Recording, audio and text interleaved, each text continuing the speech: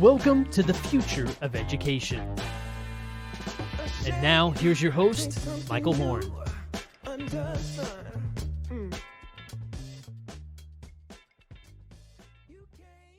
Welcome to the future of education, where we are dedicated to building a world in which all individuals can build their passions, fulfill their human potential, and live a life of purpose, something we are clearly not living up to today. And to help us unpack some of that and perhaps present a brighter picture of what the future could be is my longtime friend in the space, Ryan Craig. Ryan is the author of a new book, Apprentice Nation: How the Earn and Learn Alternative to Higher Education Will Create a Stronger and Fairer America. Ryan, first, it's good to see you. Welcome. Hey, good to see you. Yeah, I love it because you've got your book right here on the shelf. It's not just collecting dust. It's actually prominently displayed. I'll leave it up there for folks as well, but so that they can see. But you wrote this great, entertaining book. But I'd love you to actually take a step back, because people who don't know, you've obviously led a private equity firm in education, Achieve Partners, formerly University Ventures Fund for years. I want to sort of get a sense of the plot also, because in your book career, which is your other part of your identity, you have 3 books. You've gone from sort of the great unbundling of higher ed to faster and cheaper alternatives to higher ed. And now your latest book is the Earn and Learn Alternative. So I'd love you to just to sort of step back and take us through your own journey and arc to this point, like, the problem that you're trying to solve for, why the iterations, and why landing at the moment with apprenticeships. This is the last book in the trilogy. So this is the book where we defeat Sauron. Yes. Very excited for that. It's been a journey for sure. I started my career 25 years ago working for a hard-charging executive vice provost at Columbia University named Michael Crow. And the effort there was to try to do innovative things online with the most traditional universities, and have gone from there to building large online universities and helping to build all sorts of innovative companies that partner with universities to help them do any number of things.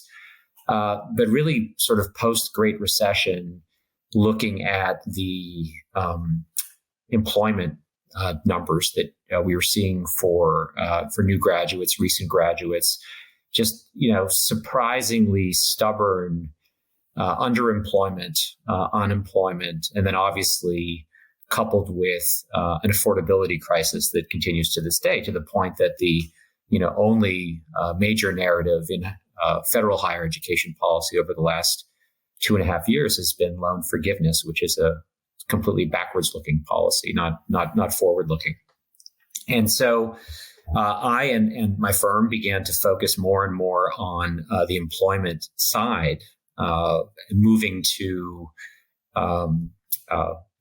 alternative pathways to employment, boot camps, and that was the sort of second book, A New You, Faster and Cheaper Alternatives to College. And that book is kind of a guided tour of these new alternative pathways to getting a good first job.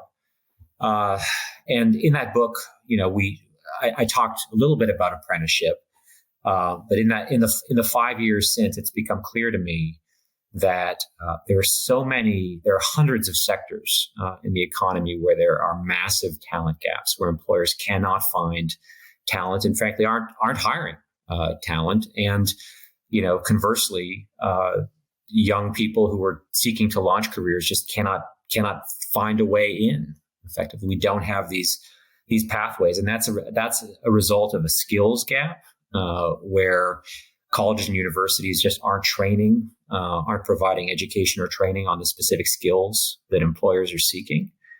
Primarily digital skills, platform skills, and the sort of business knowledge that they're expecting. In the book, I talk about how a college degree, back 50 years ago, was pretty much all you needed to get a good first job, because think of Don Draper and Mad Men, that advertised, like, what did you actually need to be hired there? Well, that's a big You question. needed that. Yeah, you needed the macro credential. You needed the ability to survive a 3-martini lunch with Don Draper. you needed to kind of go along this, get along this ability that, you kind of can get from college experience, but no specific skills.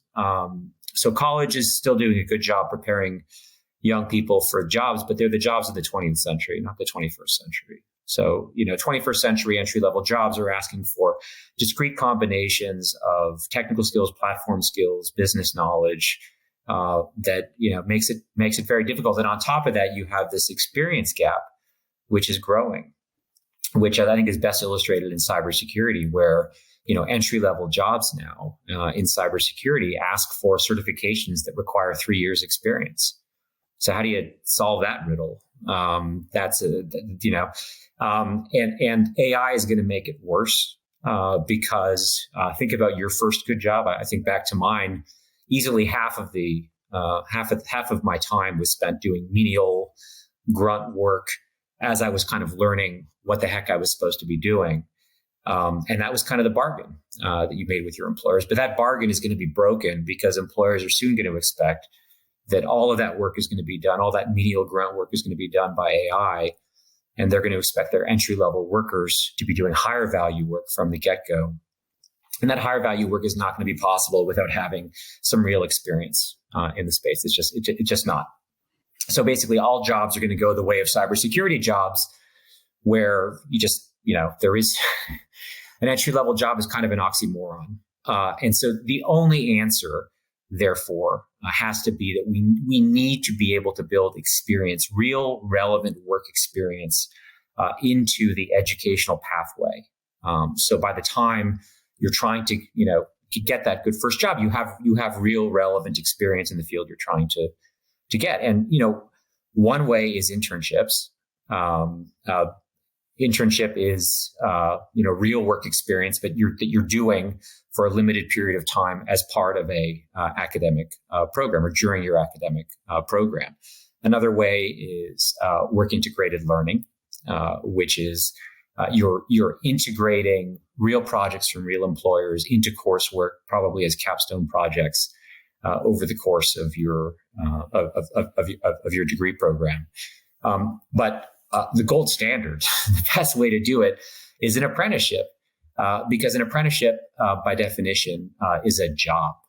It's a full-time job with built-in training and career pathways. And so I think that the way most young people, whether they be out of high school, out of community colleges, out of bachelor degree programs, or out of graduate and professional programs, will launch their careers in a decade, will be through some kind of apprenticeship program.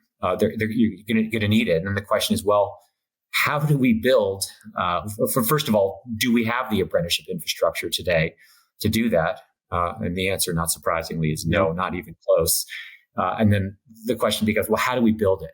How do we do it? And that's really what the book is about. And then the book goes on to talk about, what the country will look like when we do have that apprenticeship infrastructure. Yeah. So let's go a little bit deeper first on the apprenticeship piece and what is an apprentice, because there's sort of a back to the future element of it, which frankly, this is me for a second. I think of that more broadly as like the history of, or the journey of education reform that we're on, right? We've gone to one-to-many classrooms from the one house schoolhouse and tutoring. We need to go back to that sort of personalization. Apprenticeships went out of vogue. They should come back into vogue. You can sort of tell this narrative around a lot. But what is an apprentice, and what are some of the big misconceptions around? In the book, you list some of the fields that people stereotype as being apprenticeship heavy. But sort of broadly speaking, what are some of those misconceptions about what is an apprentice? Yeah, sure. So you're absolutely right. It's Back to the Future. Paul Revere was an apprentice. George Washington was an apprentice. Ben Franklin was an apprentice. But it's been a while, right? It's been a minute. We've been sort of on this college for all journey really since World War II, and really since the 60s. College has been the only socially acceptable pathway to economic mobility in this country. So, but there are, and so we've spent that time investing in establishing this vast post-secondary education infrastructure which I sometimes call a tuition-based, debt-based infrastructure, as opposed to an earn and learn infrastructure.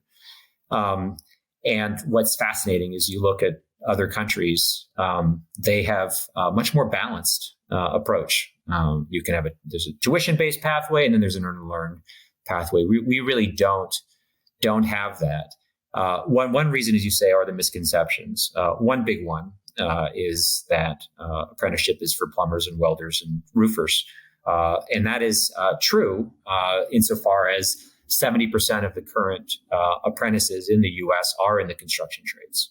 So we are, it's the one sector of apprenticeship that's thriving and has been thriving. So it's not wrong.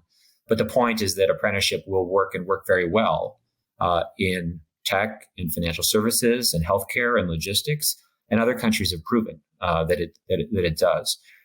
The other big misconception is that an apprenticeship is somehow just like any other training program or educational program.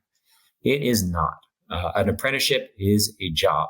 It's a full-time job, which means there's an employer that is hiring the apprentice. That's how an apprenticeship starts. An employer is willing to hire an apprentice, which is not as easy as it sounds, because an apprentice, by definition, is someone who doesn't know how to do the job yet, right? Doesn't have the skills to do the job. Most employers today, that's anathema, right? To them, they want someone who's going to be productive from day one. So that's the rub there. And the challenge is that most of the people who are focused on apprenticeship and these issues come out of the world of education and training and think of it like any other education or training program. There's an education, there's a training element of it. There's an on-the-job training element. There's a formal classroom, or what's called related technical instruction element of it. But you got to put the job horse before the training cart here. This is a job, and the hard part and how you build the infrastructure is you have to figure out how you're going to incentivize employers to hire workers who are, by definition, going to be unproductive for 3, 6, 12, 18 months. Not easy to do. Other countries have figured it out. I want to go to the what the incentives look like in a moment, but I want to stick with this point that you just made around other countries doing it well right now. And you made this really, I think, compelling point about how it's different from sort of an education first program. This starts with the job. It's not like a 9-week internship or something like that. This is it's a job. Maybe it's a couple years, but it's sort of undefined time often, right? And then, as you said, it's on the job training. So the education component fits into the job as opposed to the way internship or projects work, which is the learning by doing fitting into the education. So it really flips that around. And then you talk in the book a lot about how the model for where the United States should be going should be much more like the United Kingdom or Australia, rather than, say, Germany, which is everyone's, apprenticeships, Germany, right? Like, comes to mind. Help us understand this and unpack it, and why America is so far behind. Well, you can include Germany in that, all of those other countries. Yeah. Look, if I had a nickel for every time I read an article about some, state junket going over to Germany to eat the schnitzel and drink the Riesling, I'd be able to afford a few bottles of Riesling. That's it. They go over there, and Germany is, it's worth looking at because in terms of apprentices as a percentage of the workforce, we're at 0.3%.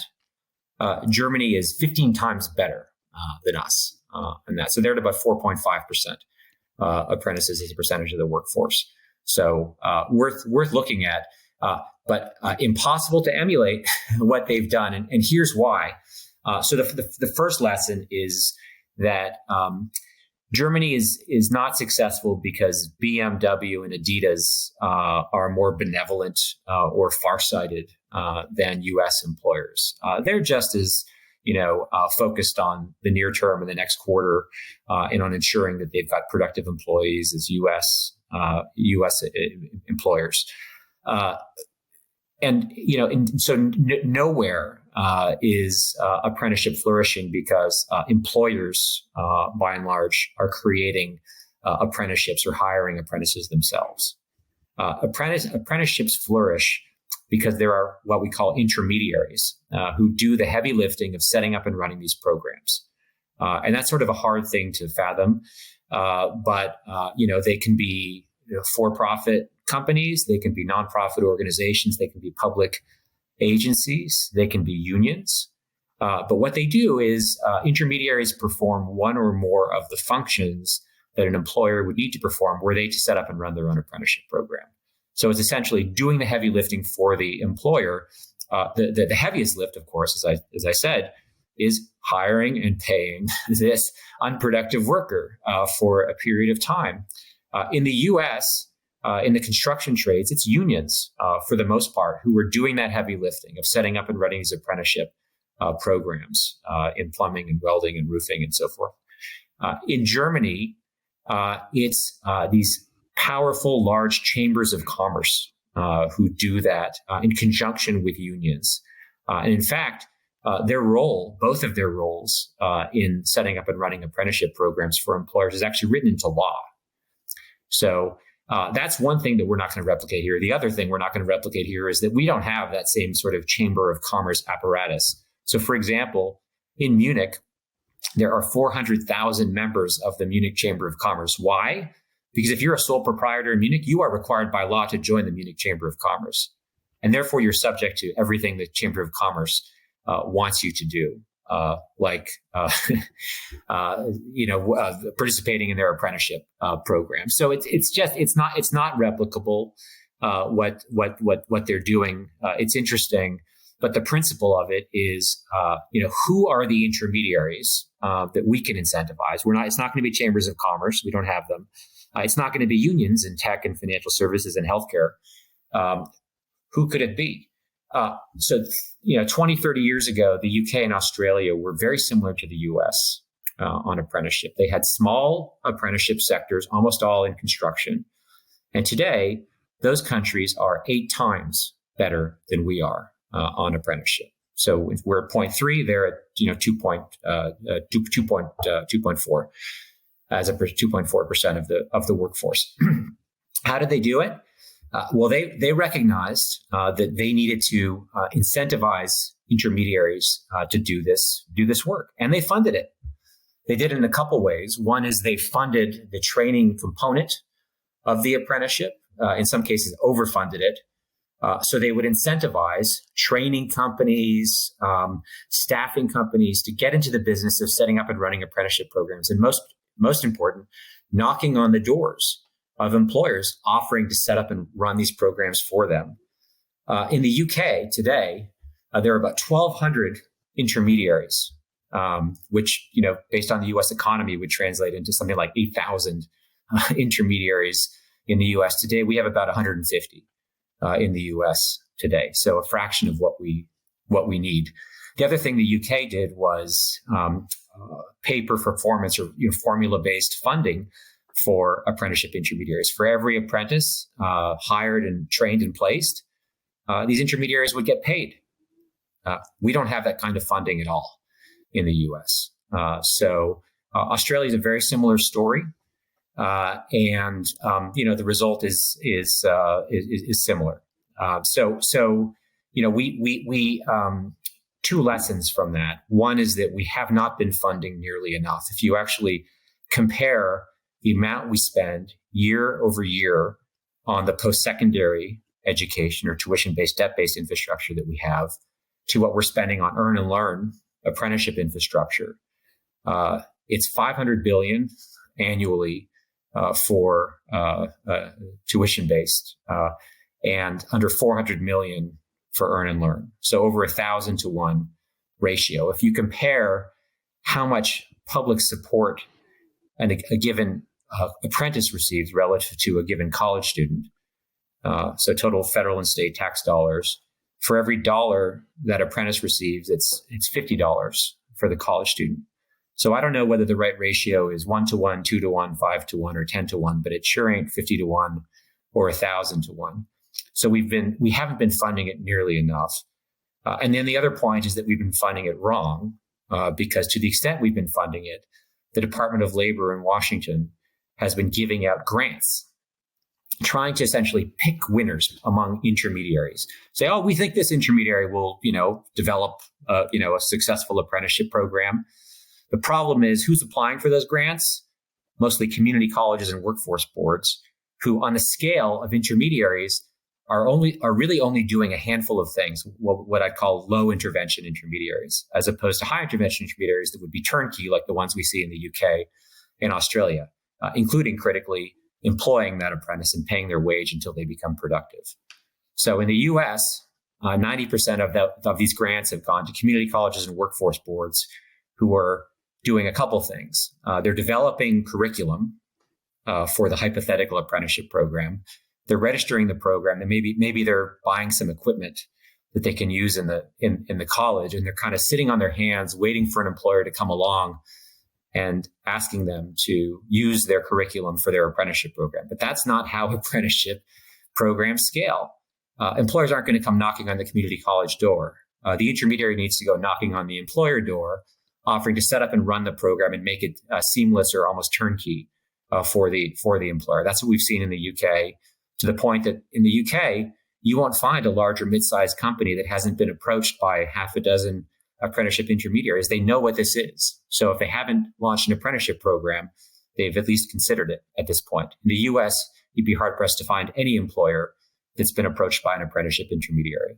Right. And I just want to stay on this high versus low intervention apprenticeship intermediary, because it's a major point in your book.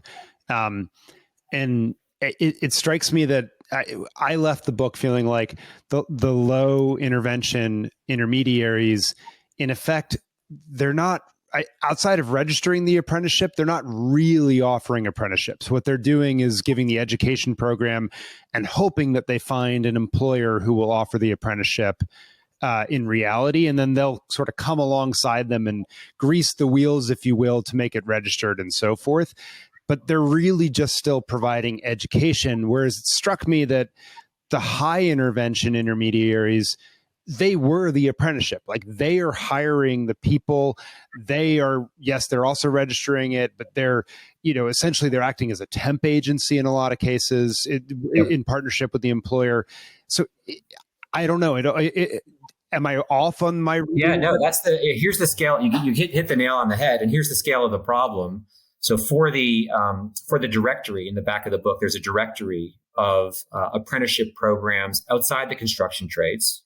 Not to diminish the apprenticeships in construction, they're great, but the whole point of the book is that apprenticeship should be beneficial and needed outside construction across the economy.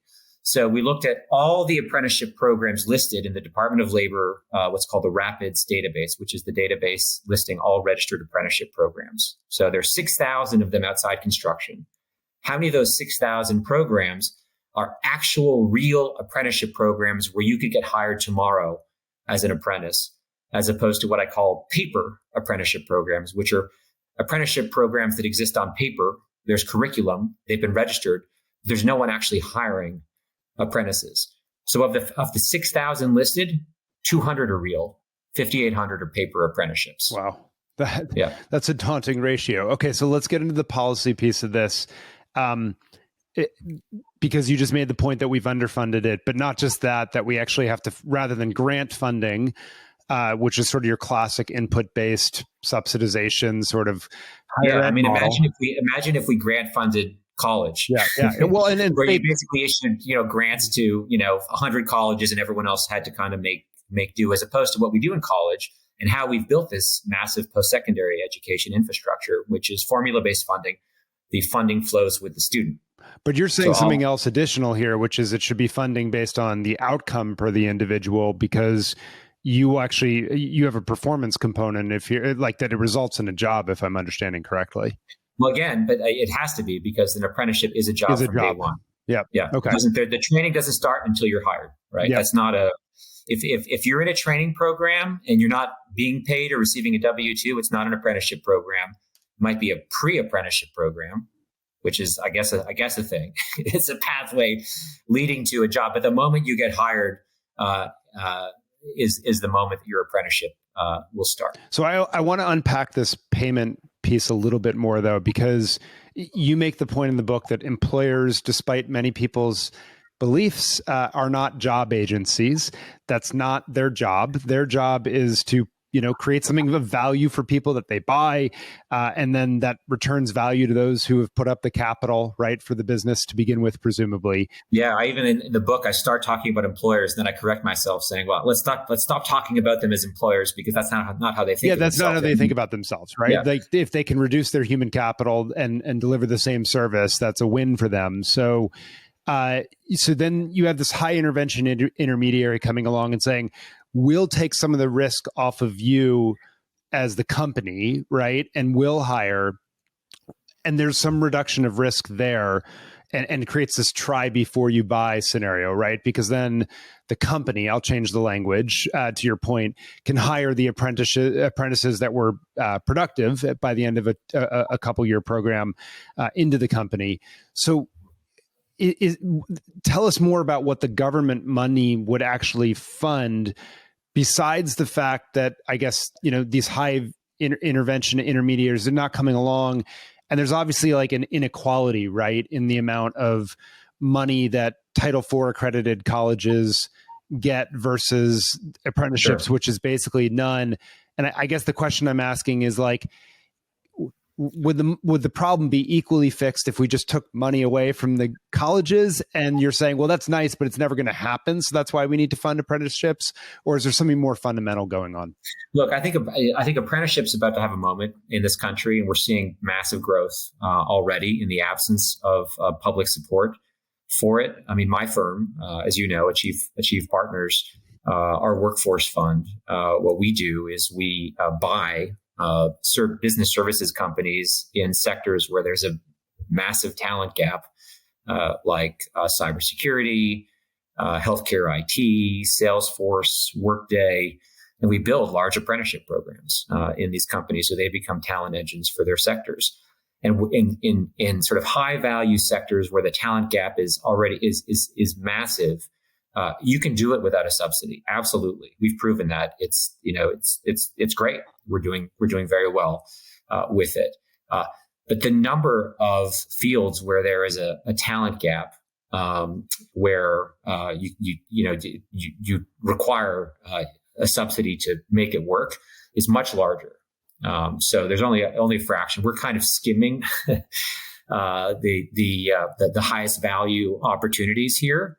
But most fields would actually really benefit from having a program, and the only way you make it happen is by incentivizing a well-positioned intermediary, be it a staffing company, a nonprofit, industry association, to actually build that infrastructure that's necessary to get these apprenticeship programs started.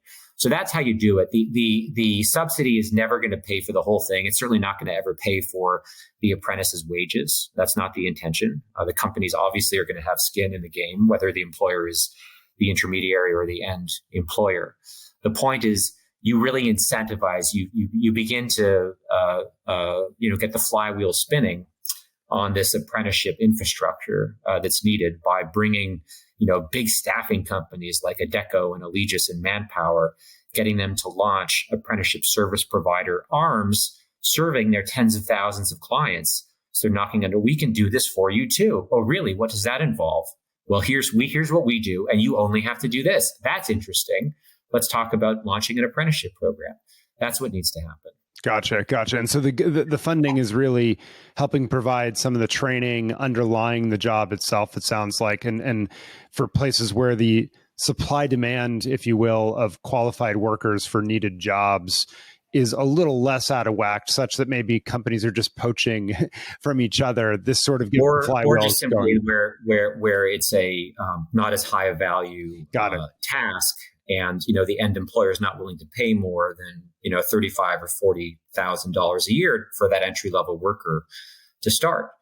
You'd never be able to make that work and pay someone a living wage as an apprentice without a subsidy. That makes sense. Let me ask you another question, because one of my this is maybe my hobby horse, but everyone talks about skills-based hiring, and as I look at it, one of my big observations is outside of the technical skills, and you've mentioned them, the digital skills, et cetera, employers don't really know what critical thinking and communication and all those buzzwords mean. And so when they're talking about this, I'm super skeptical we ever really get to skills-based hiring of that taxonomy. The thing that sort of made me second guess that, however, was in your book, and I don't have it quite right, but I think it was in the UK, there was this job description where it was much more precise than like your average LinkedIn job description around what they were looking for. And my guess is that the reason that they can do that is because like they're looking at people in the apprenticeship and what they're actually doing and building skills for. And then they can just describe like the set of tasks as opposed to skills that they're doing. And then like, hey, this is the job. And so it's much more articulate. And then frankly, like the apprenticeship providers, the high intervention intermediaries, they can come along and be like, oh yeah, when you're facilitating that or whatever, that's called this skill and that's how we build it. Well, that's right. Yeah. Look, American companies, not employers, are really good at outsourcing. I'll get better at that, I promise. Yeah, they're really good at outsourcing. And entry-level hiring is a very specific skill. Maybe I should use the word skill, capability that not every employer is going to be good at. Like, yeah, Google should probably have capabilities in terms of ascertaining, what entry-level, programmers, coders should look like. But is Google going to have capability determining what an entry-level HR admin looks like? Probably not. And so I think intermediaries are going to do a better job of that. All right. Last question as we wrap up, because I've kept you longer than I promised I would, but it's been an interesting conversation. And I will just tell everyone, buy the book, because there's like a lot more policy implications and regulations that need to be rethought that are biasing against some smart things and things of that nature in the book. But the last question on my side is like, I'd love you to think about or describe maybe what a fairer system ultimately would look like, because it occurs to me that on the individual side, what we call students today, but would be employees, right, in an apprenticeship world, a lot of those individuals, like they don't actually know what they want to do. And so the apprenticeship model seems to me works really well for those that have some clarity around what gives them energy, what their skills are, what they're good at, et cetera, et cetera. And so I'm just sort of curious, like what you think the balance will be. Like, what do you envision? Or is this frankly like we need K-12 education to do a heck of a lot better job of helping people build senses of what their careers might be much earlier? And that's like really where this needs to go to level set. Well, that's a great last question. Let me just start by saying the inequity is a product of what I call asymmetric information, where today we have this high school to college to work orthodoxy. And we're expecting young people prior to getting a good first job at the age of 18 or 20 or 22 to be making a decision as to what accredited postsecondary institution they should apply to and what program, and take on tens or in some cases hundreds of thousands of dollars of student loan debt. And we know what the completion rates are. We know what the underemployment rates are. So we see the outcomes there. And it's a result of asymmetric information, because colleges, if they don't know that Michael Horn applying to this program is not going to achieve a positive outcome, they ought to know, because they've seen 100 of you come through over the years with your scores and grades and profile and so forth. So it's kind of like the market for used cars, right? You're like, and we regulate that for a reason, right? So how do we solve that? Well, the Biden administration is taking one approach, which is just disclose more, right? Require them, or even require students to, sign a waiver saying like, I've been apprised of this and I'm still enrolling in this program. That's one way to do it. A better way, I think, is to make sure, or at least give students the option, rather than the sole option being pay tuition, take on debt. What if we had as many earn and learn pathways, as many apprenticeship programs as we had large colleges and universities? What if we had as many apprentice jobs as there are seats in freshman colleges and universities. What if, and this has just happened in the UK now, this fall for the first time, when you apply, the common app in the UK is called UCAS. When you log into UCAS, you see apprenticeship programs listed alongside all the university programs that are available. Wow. And so you can imagine in a world like that, you'd have lots more students pursuing earn and learn pathways where they would be better informed about their interests, their capabilities before being asked to make perhaps the biggest investment they're going to make in their life, short of a home. I think that's a good idea. And what's the downside of that? The downside is maybe someone pursues an apprenticeship program, works for a couple of years, gets paid, learns their capability, decides they want to do something totally different. Are they worse off than they were before? No, but the same thing is probably not true of someone who enrolls in a degree program, takes on $50,000 of debt, doesn't complete the program. They are worse off than they were before, or even graduates and doesn't, figure out how to get a good job. So I think that's the equity issue that we're talking about. And an Apprentice Nation is one that really provides choice to young, and that's really what the book is really about. How we establish a more balanced approach to career launch in this country. We've had one approach. We are more imbalanced than any other developed country in the world in having this sort of maniacal sole focus on tuition-based, debt-based pathway to getting a good first job. An Apprentice Nation would be one where we have a real choice. And again, apprenticeships aren't just for high school grads. There will be some. But they're going to be for, community college grads at a graduate professional schools, because again, getting a good first job is going to get harder, not easier, as technology and AI develop. Well, this would pay off for students, taxpayers, and society. Maybe not colleges, but that's okay. Well, it's funny you say that. I've been giving talks around the country, and the only challenges I've been getting have been from tenured faculty at colleges and universities. But I have to say, politically, this is something that I think Democrats and Republicans can get behind. Well, and again, I'm not saying it should be, we should be spending $500 billion a year on it. But if you look at what the UK has been spending, they were at their peak. They were spending, I think, $4 billion a year. So 10 times what we're spending today for an economy, which is significantly smaller. Ourselves. Yeah. Ryan, thank you so much for joining us. Thanks for writing the book, Apprentice Nation. Everyone check it out and keep pushing, keep creating. Really appreciate it. Thanks, Michael. And we'll be back next time on The Future of Education.